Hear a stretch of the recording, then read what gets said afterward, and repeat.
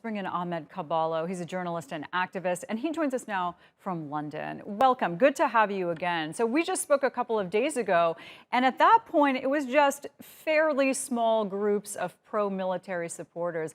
Now you have the counter-protest out there. Is this inching closer to destabilizing the country? Yes, when we spoke last week, I did mention that the protests, the pro-military protests, were only a couple of hundreds. The protest on the 30th of September were hundreds of thousands, and the protest on the 21st of October, which was yesterday, was expected to be even bigger than that. And it was. Some estimates have said that there was up to 1 million people in different parts of the country protesting in support of the transitional civilian government. And the reason is because Sudanese people are very much aware of their history.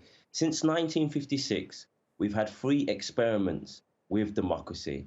And soon after those experiments, there has been a military coup, and the military has taken control of power again. So in 1964, we had a revolution to topple a military dictatorship. And this protest that you're seeing on the screens beside me was on the anniversary of that protest, of that revolution on the 21st of October 1964. And in 1969, we had another military coup where the military took control. Then in 1985, we had a popular revolution. And then in 1989, Omar al-Bashir took power.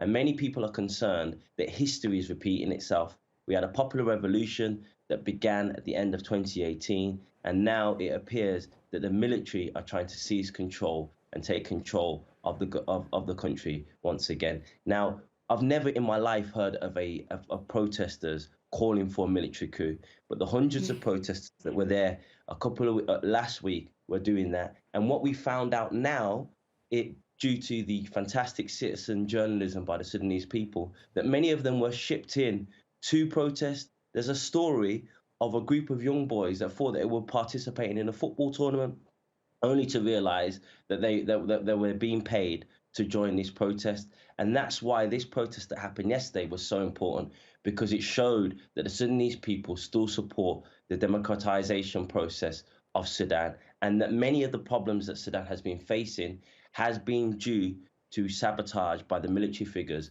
that are very reluctant to not only share power, but to relinquish power in some sort of democratic elections that are due to take place. Yeah, I really like talking to you, Ahmed, because you give us this deep and nuanced perspective, which is so important because, you know, people around the world see a protest.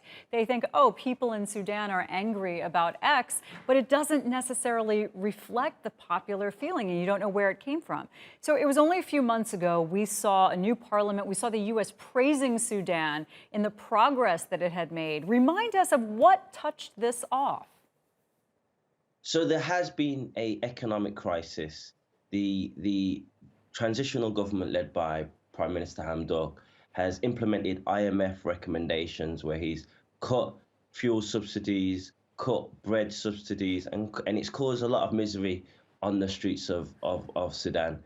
But what's happened since then there's been some economic sabotage. So in the port of Sudan, there's been roads that have been closed down because of protesters, which meant there's trucks with food left standing idle in the port of Sudan. And many people are saying that the tribal leaders that have instigated these protests have actually been bribed by the military junta to cause instability.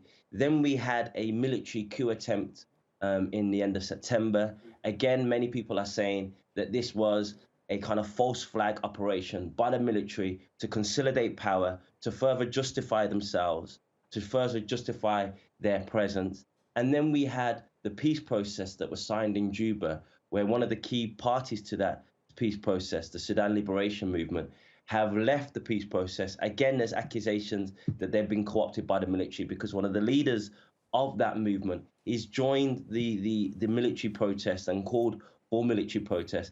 So there's a lot happening, and there's many reasons why this is happening. But to break it down, to simplify it for your audience, this is about money and power. One of the few successes of the transitional government is they've tried to retrieve the money that was stolen from the Sudanese people during the 30 years of dictatorship. And when they've started to go after the money, they've retrieved over $1 billion so far. They've essentially made very powerful enemies some within the military and some associated with the military, and they're the forces that are behind these military protesters, the people that are in charge of the exports and imports into Sudan, the agriculture, the manufacturing. These people got rich over 30 years of dictatorship, because during the 30 years of dictatorship, it was impossible to do any business unless you was in bed with the military. And they're the people that are trying to bring down this government before they take more and more of their assets. The second reason, which I mentioned, is power. And that's because one of the key figures in the military council is a guy called Mohammed Hamdan Dagalo.